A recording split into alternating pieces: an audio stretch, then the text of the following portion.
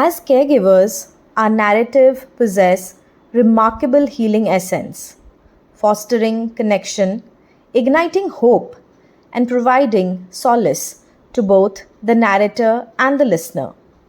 With an commitment to support a nurturing environment for caregivers to express their stories and their journey, we welcome you to this episode of Conversation with Gentle Warriors, Season 4 Warrior Wisdom, brought to you by Caregiver Sathi. I'm your host, Dona Mahapatra, and it brings me immense joy to introduce our guest for this episode, Rohini D'Souza, a work psychologist and co founder of Signafiz, a firm that specializes in HR consulting, leadership development, and coaching solution. Hi, Rohini, how are you? I'm good, Donna, and thank you for having me here. Would you like to introduce yourself to our viewers? Sure. So I think you've already said a lot about me, but in terms of a caregiving background, I'm also a mother of kids aged 15 and 10. I also stay with my in-laws, and therefore they also become part of my caregiving responsibilities. That is great. Rohini, I want you to tell us about your caregiving journey. How did it begin, and what was your journey like? So honestly, Donna, I don't think I kind of opted in for this caregiving as a role or a journey. I think it happened as a natural extension of the many roles or hats that I don. So as soon as I decided to be a parent, I think that caregiving responsibility naturally started. And while a lot of people told me it will get better as your kids get bigger and they no longer be infants, I think the caregiving responsibility still stays. It just changes in different forms and ways. So that has been my experience when it came to caregiving and caring for your own kids. I think these responsibilities kind of intensified, especially over the last few years. COVID took its peak, primarily because my father-in-law, ended up being given his age and health issues, required quite a lot of hospitalization in and out, and required special care apart from the usual responsibilities that I had to manage as a daughter-in-law. And I think those were times when I think caregiving as a responsibility really hit home. It didn't seem just a normal thing to do as part or way of your life, but realize that yes, it requires a lot more of you in terms of giving, in terms of attention. And so I can say that it just evolved. It just happened as part of circumstances, as part of what was happening around me. And by virtue of dawning on these different roles, I think caregiving came in as a default package deal to the entire roles that, I do as an individual. Said, the moment you became a mother, you were a caregiver. And you became a caregiver to your father in law when he became ill. So, how did you balance? I mean, like when you became a mother, it was a decision that you made for yourself. But when your father in law became ill, you became a caregiver overnight, and it was not planned for. So, how did you balance your personal space, work, with your caregiving responsibilities? So you're right, Donna. I think that was particularly challenging, especially because it was not planned. And I think it got compounded due to COVID, which meant that a lot of us were cooped up in the same home. There were other restrictions. There was no household help.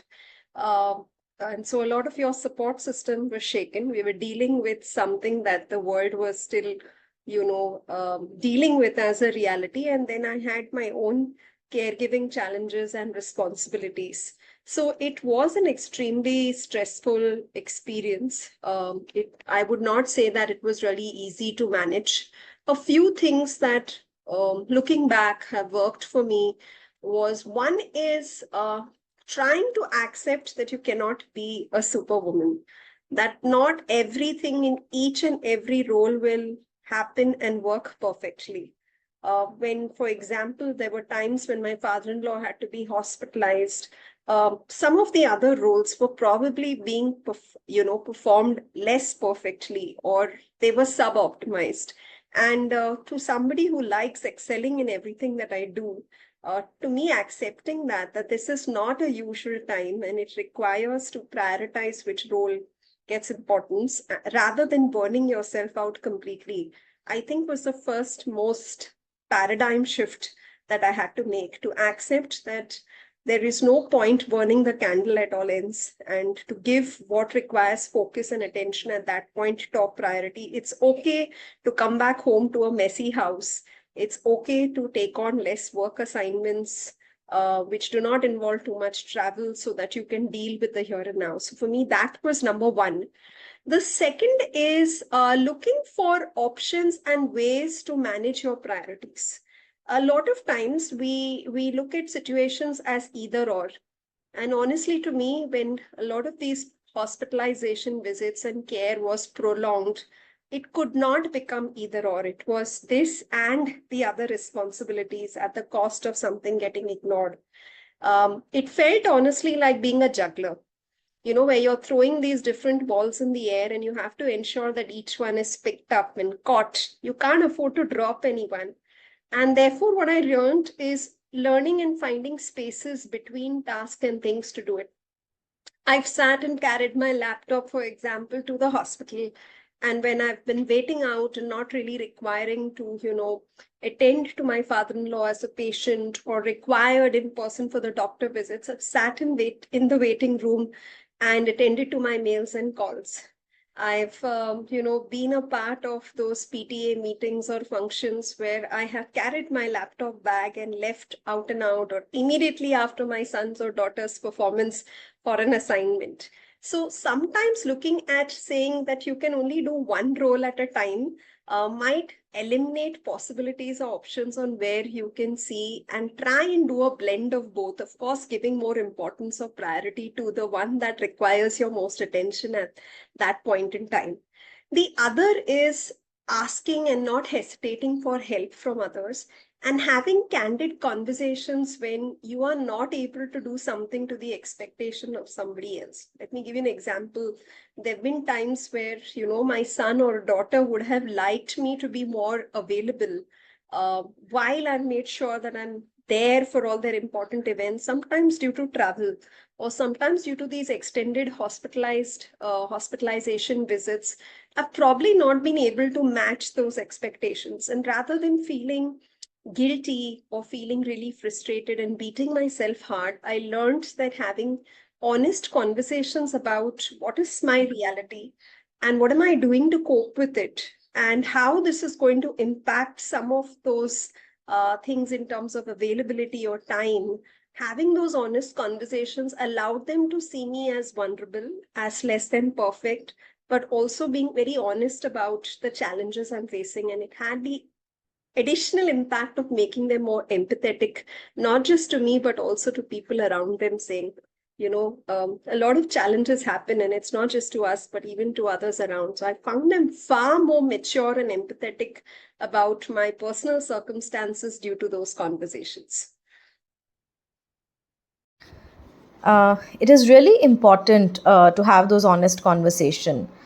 I mean, most of the time we put on a strong face, showing we can do everything, and as a result, we don't do justice to ourselves or the people around us. I feel it is an important take for caregivers to have that honest conversation, which shows you are vulnerable.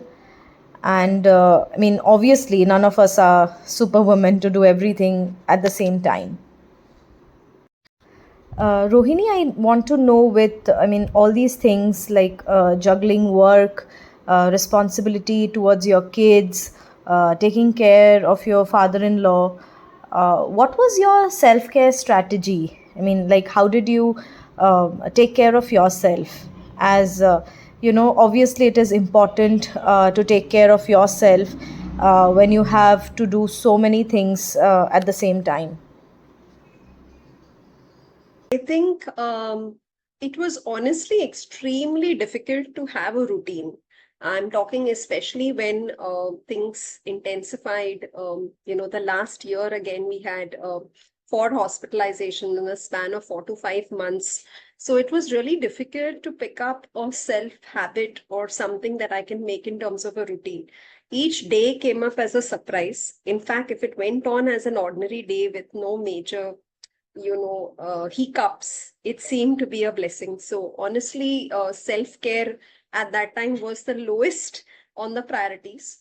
But what we realized is, over time, especially since me and my husband were being the primary caregivers in this role and in this space, what we realized was trying to be present at all times and trying to not take that time out, even alternatively, in resting or sleeping enough or taking, was ending up making us extremely physically tired, mentally fatigued, and therefore not being able to even give of ourselves better in the caregiving role. And therefore we got smarter over time in terms of saying, both of us don't need to be there for every doctor interaction, or you push yourself to sleep even if it's at an odd hour in the day, because that might be the only rest you may have for the next few hours. So you kind of adapt and say, make the most of whatever time or rest that you have, fully knowing that it will not work within a certain schedule or a fixed routine.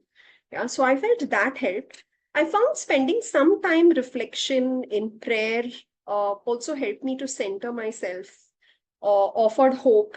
It also offered me time to reflect on where am I in this journey, what are some of the changes that I need to make mentally, in terms of my ecosystem, to help support myself better, to nourish my own self so that I can give of myself as a caregiver with joy and not with, grudgingness or resentment.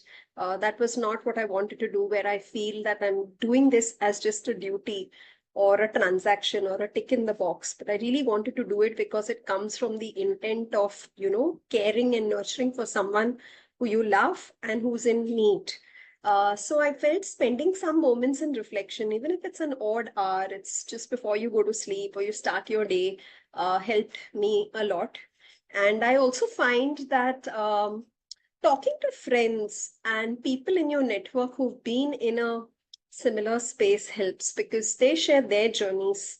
And that's where I feel Caregiver Sati comes and plays a key role, because it's, talking or addressing this important need that people have, which most people feel you're alone and you've got to figure it out and do it alone.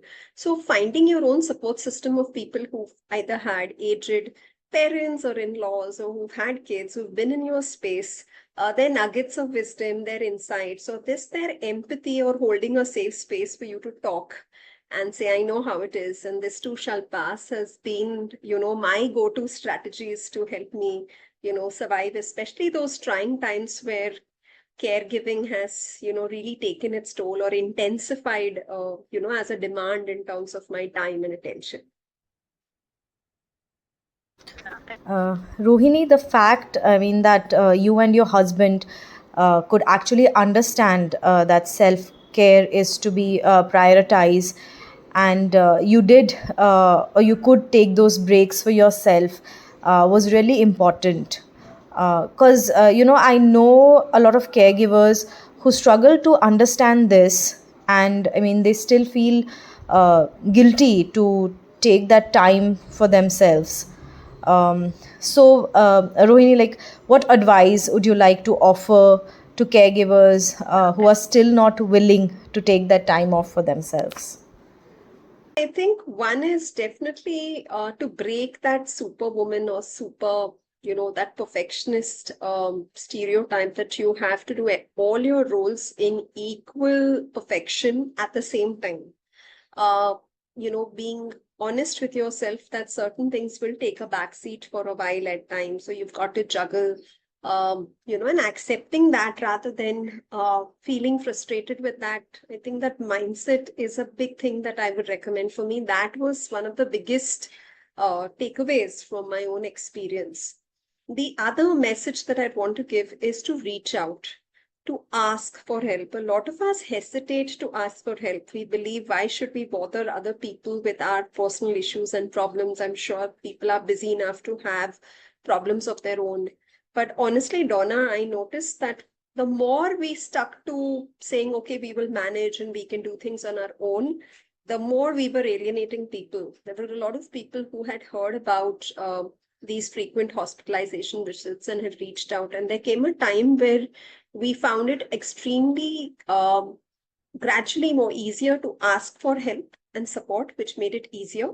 And not just personal support, but also professional support. So we reached out, for example, during those frequent hospitalization visits, instead of, being up day and night, we reached out to a caretaker facility that could have a professional caretaker take care in the night and keep awake so that we could sleep, but still be a call away to reach out in case of an emergency. And that really relieved a lot of personal stress. Or, for example, I remember there was this one time where my son was actually being inducted as the captain in his school, and we didn't want to miss the opportunity. But my father-in-law was alone at home and he was really disoriented given his medical situation. So we were torn apart between wanting to be there at this important moment in my son's life, as well as in our caregiving responsibilities and leaving him alone. And that's when we reached out to a family friend who knew my father-in-law very well, and my father-in-law trusted to kind of take care of him at home for that time. We watched the ceremony and we rushed back.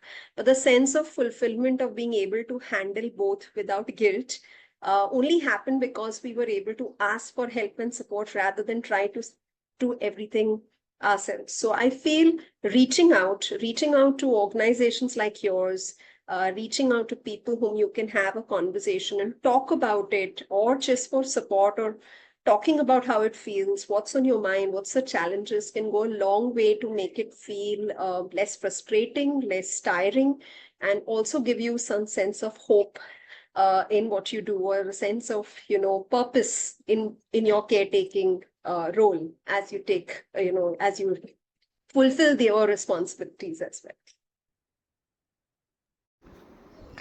well. That's really nice that you were able to reach out to your friends, and also you were able to attend your son's award ceremony. I mean, that brings me to my next question. That This caregiving journey and duties, like you said, uh, I mean, with all these responsibilities, we alienate ourselves, and as a result our relationship with our friends and relatives take a toll. Like they say, okay, this person is not even picking our phone, that person is never available, or they're always doing something. So I mean, how did you balance that with all these responsibilities, your relationship with your friends and relatives? I mean, like, was it easy, or was it a difficult thing to do?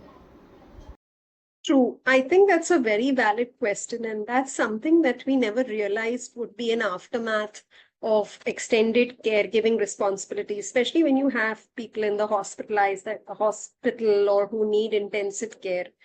So much of your attention is focused inward that you really don't have the bandwidth at the end of the day to reach out to others, sometimes even respond to some of those WhatsApp messages or calls, and people feel you're ignoring them, or you've been aloof. What we decided to do consciously, which really worked for me and my husband, was there was this inner circle of trusted friends and extended family who knew my father-in-law, who knew us as a family, and whom we really, really, see as part of our support system. And we decided, rather than, just taking all their calls on a daily basis to give progress and updates can be draining. Because as it is, we're short of time, and we know they're coming from a space of concern, but we don't have the bandwidth. So we decided to create this broadcast where every day, at particular times in the morning, in the evening, we would send this update which would go to all of them. So they started realizing they don't need to keep calling. Yeah, we started giving them updates proactively and saying, okay, the days when we didn't want those visits to happen because they would actually add up to trouble rather than, manage it. We kind of very nicely and empathetically told them, thank you for your concern. These are the updates. Keep praying for him. And thank you for being there. Without really consuming our bandwidth in attending to each and every call. So that helped us to balance things. Honestly, social life, what we've done is because these hospitalization visits have been on and off, they've been a span of 3-4 months, then it kind of gets a little better. Then it gets, sometimes it's very erratic. It's not predictable. What we've done is during the months where there was a lot of hospitalization, we've had no social life, no real hanging out with friends, etc., because that was, too much to aspire for. We decided to deal with the basic demands with us. But as soon as things started getting a little better, we started looking at doing smaller outings, maybe just go for a lunch or a dinner, maybe go for a smaller 1 day visit. We still have to be mindful that we have to be at a radius available in case we need to rush back. And therefore, there is a compromise on deciding your vacation destinations or, planning something extensive, because at the back of your mind, you're always thinking, what if this happens? Are you at a, easily accessible to come back? However, I think sensitizing the people we are planning with those trips, etc., they're all aware of the constraints that we face, and then planning these in ways we can pace it out and take it 1 day has worked. That has helped us also rejuvenate ourselves and feel a sense of normalcy for us. At the same time, we're also able to balance those caretaking responsibilities without making sure that you're completely deprived. One thing I remember was last year, we couldn't really go out on a vacation because these hospitalization visits kept taking so much of our toll that we couldn't plan a vacation at all.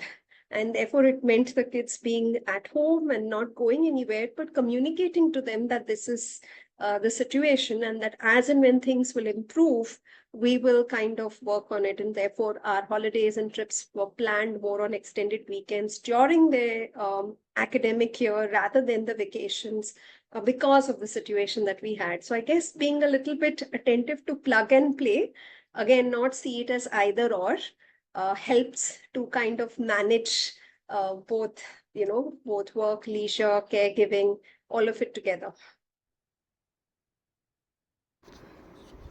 So, Rohini, was it ever difficult for you to ask for help? Because for me, I find it, very difficult to ask for help, even to my sibling.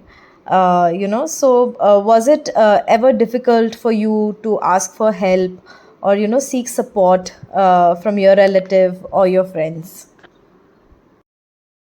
Honestly, extremely difficult. And Donna, like you, I'm a person who likes to believe I'm self-reliant and self-made.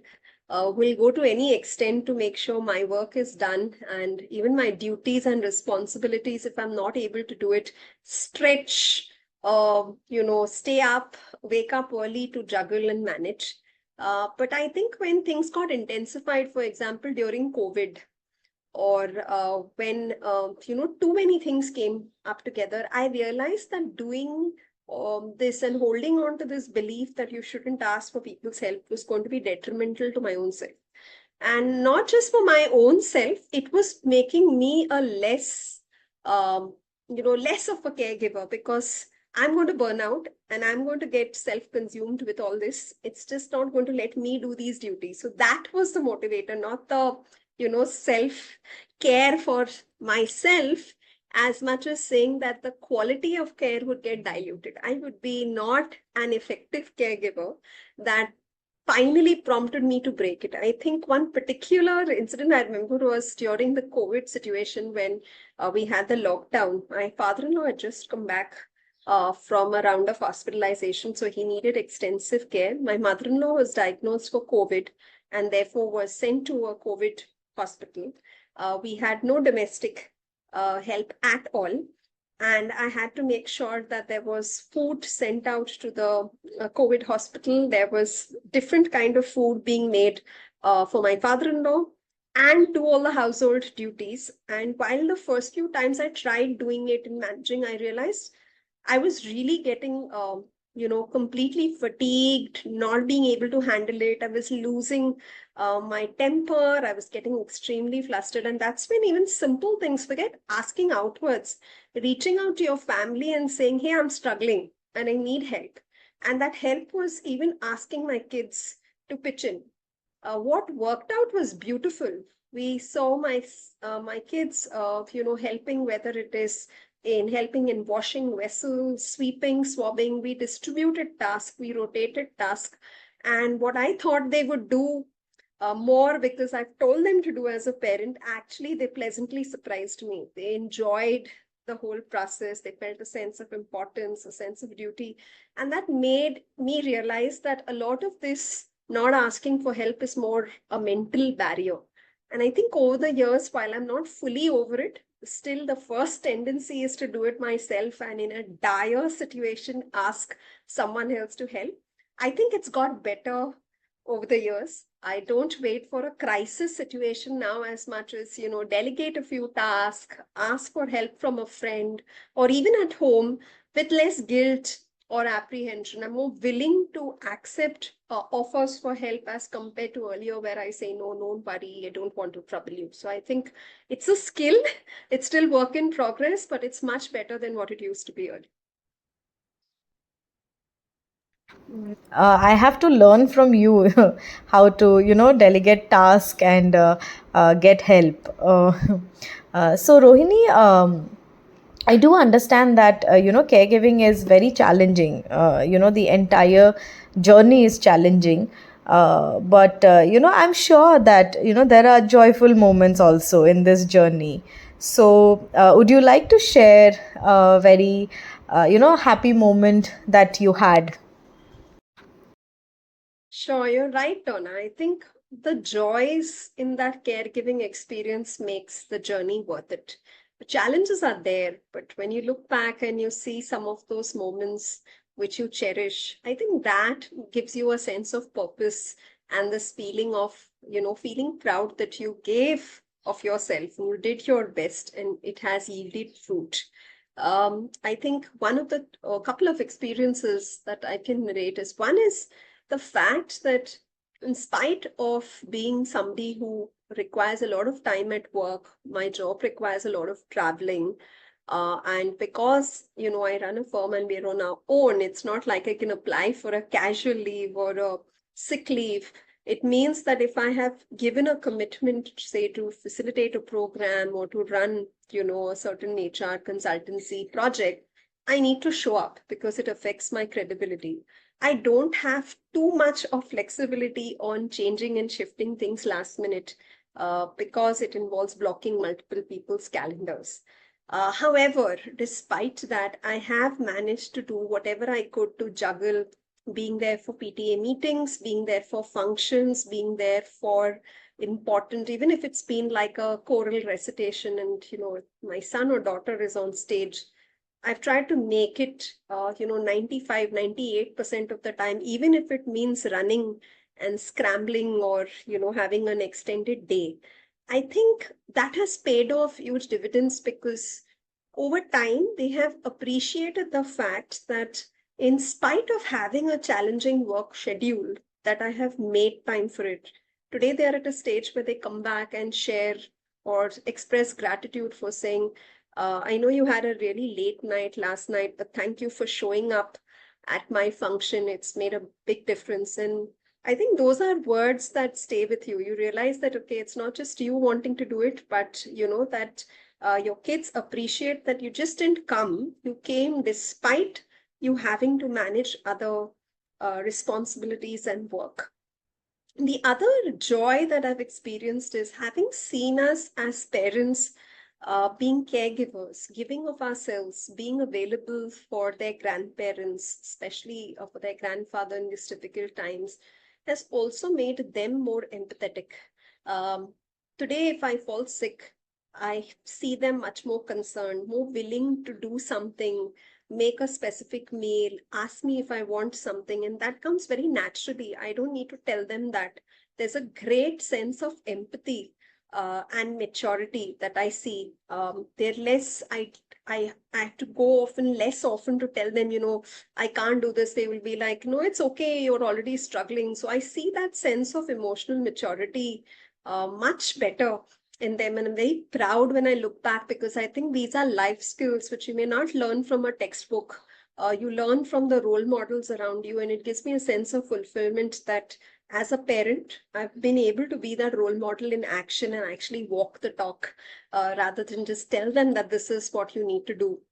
On the hospitalization and the daughter-in-law caregiving front, when my father-in-law came in after those 4 times of hospitalization, that's the time when we opened the house for visitors, when his situation had stabilized. And when a lot of his relatives came in, he would often, in his characteristic humor, talk about how I was his personal nurse and dietitian. And the reason was I had done so much of research on what food combinations would, he has multiple comorbidities. So what would work and not impact some other ailment, so that anything that he wanted to take or do, he would ask me, is this something I can have? Or I would tell him, no, no, you're not supposed to have this. So he would joke about, me being his dietitian or personal nurse. And to me, that was a sense of joy, that the sheer trust that he had, that I can just depend on your words of advice or care, and I know I'm taken care of. And recently, on the 31st of March, we completed his 80th birthday. And to see the joy and expression on his face, where there was a period where he was not even sure how many days, how long this journey is going to be of pain, to see the joy, the hope in his face or completing this important landmark and celebrating that milestone with him, I think has given me tremendous joy. I'm happy to be a part of that journey, where I've been able to, reciprocate all the love and care that he has demonstrated to me when I was, pregnant or on a maternity break. He was of immense support. So I see this as an opportunity to give back, and to give back with love, and be able to contribute in the life of someone whom I deeply care for. And to me, that has been the biggest joy, if I can say, in this whole caregiving journey.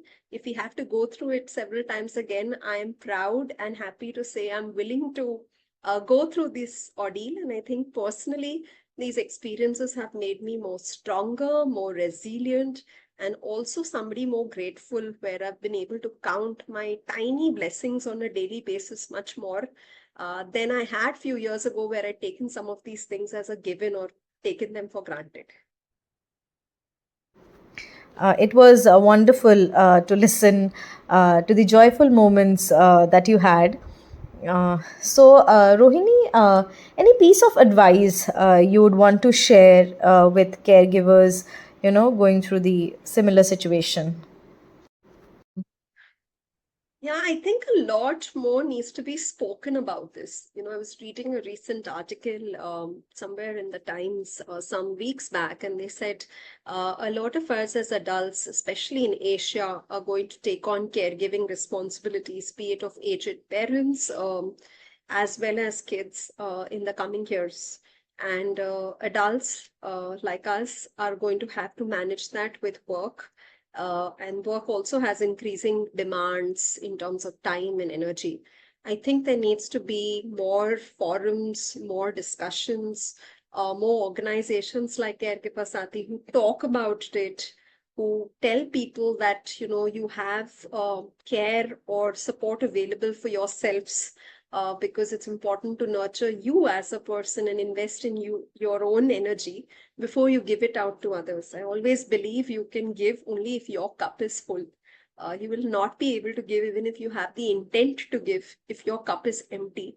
And it is not being selfish if you reach out for help, support, or just investing in skills for yourself to be a better caregiver. So I think a lot more communication, awareness, support, needs to be available for caregivers to make them feel they're not alone in this journey and they don't land up feeling emotionally exhausted or drained. Rohini, any words of wisdom? As this season is called as Warrior Wisdom. So, any word of wisdom that you'd want to share with our viewers? I think while you need to have the spirit and mentality of a warrior, because I think caregiving responsibilities, especially if they're ongoing or intense, um, do feel like a war in its own space. And prepping each day mentally for that, what lies of you, what uncertainty lies of you is not easy. I also need to caution all our warriors that, even a battle and a war is always won with the support of an army and with others. You don't really win battles or a war or conquer things alone, very rarely. And therefore, don't hesitate to find your tribe. I also feel sharing your own support, whether it is in terms of advice, suggestions with other caregivers who are struggling in the same space can help. My own experience, I have reached out, just if it means a simple call to someone who's, having a similar experience or finding caretaking extremely demanding, or suggesting a number of caretakers or caregivers who can come on professional help. Just simple gestures can sometimes go a long way to give that silver lining behind that dark cloud that certain caregivers are experiencing. So I think apart from, you hanging in there and taking it one day at a time as a warrior, as a caregiver, I think when you feel those are things that you've been able to overcome, whatever's worked for you, spread awareness, spread your light, share your story so that others can seek inspiration. It might just be the hope that they need, to carry on. And above all, understand the why in the caretaking role or why you're doing what you're doing. I think that's fundamentally important. Maybe you didn't choose for it, maybe you didn't opt for it.